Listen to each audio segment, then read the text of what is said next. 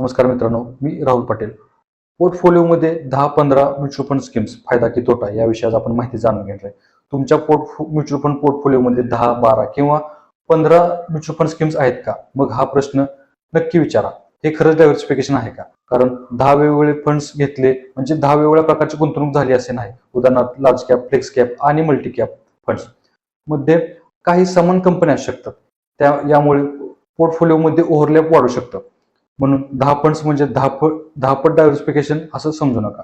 पण याचा अर्थ 10-15 फंड्स ठेवणे नेहमी चुकीच्या आहे असंही नाही.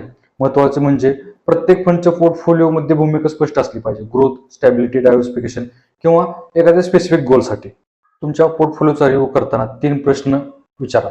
कुठले स्टॉक्स रिपीट होत आहेत? किती ओव्हरलॅप आहे? आणि प्रत्येक फंड मी का ठेवला आहे? म्युच्युअल फंड पोर्टफोलिओ मध्ये फक्त फंडची संख्या वाढवू नका. योग्य ॲसेट अलोकेशन, योग्य फंड्स आणि अनावश्यक ओव्हरलॅप कमी असणं अधिक महत्वाचं आहे. तुमच्या पोर्टफोलिओमध्ये 10-15 फंड्स आहेत का? कमेंट्समध्ये पोर्टफोलिओ लिहा आणि हा व्हिडिओ तुमच्या इन्व्हेस्टर मित्रासोबत नक्की शेअर करा.